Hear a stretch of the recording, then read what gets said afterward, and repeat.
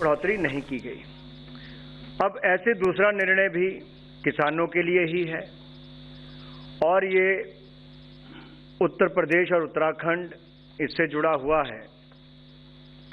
Jamrani dam जो हमारा multipurpose project है, ये उत्तराखंड में प्रधानमंत्री कृषि सिंचाई योजना के साथ जोड़कर इसको देखा जाए तो ये सिंचाई योजनाओं को इससे बढ़ोतरी मिलेगी और सीसीए ने आज इसको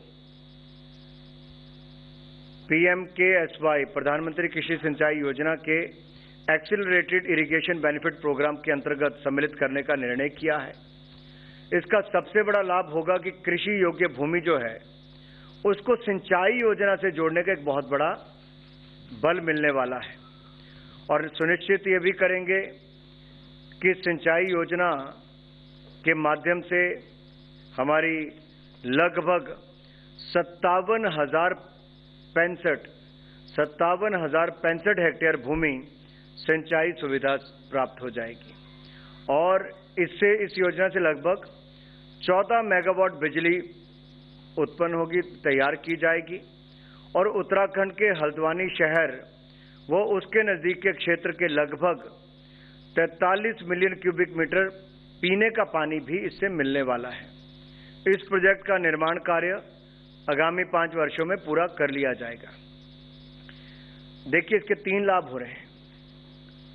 14 मेगावाट बिजली, वहीं पर 43 मिलियन क्यूबिक मीटर पीने का पानी मिलेगा और तीसरा 57,065 हेक्टेयर भूमि सिंचाई योग्य होगी। अगर मैं आपको इसकी थोड़ा बैकग्राउंड बताऊं प्रोजेक्ट की, तो जामरानी डैम मल्टीपर्पज प्रोजेक्ट का फेज 1 1981 में पूरा हुआ था। ये फेज 1 में गोला नदी और रामगंगा नदी की सहायक नदी है।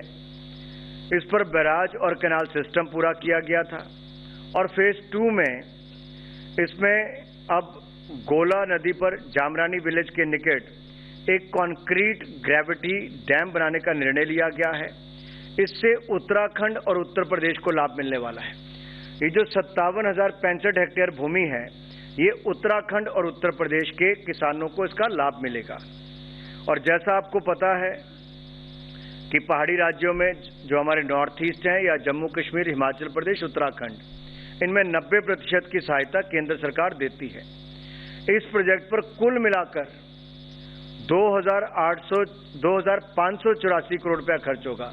2,584 crore rupees will be the cost of this project and 90% will be borne by the Government of India. अब जैसा मैंने कहा कि उत्तर प्रदेश उत्तराखंड है, तो दोनों राज्यों के बीच में भी MOU हो चुका है जामरानी डैम प्रोजेक्ट के लिए और इसके कॉस्ट और बेनिफिट की शेयरिंग के लिए भी दोनों राज्यों की आम सहमति हो चुकी है। धन्यवाद। धन्यवाद सर। अब हम कुछ प्रश्न लेंगे। Sir, I mean, just I'll do that in that. I'll do that.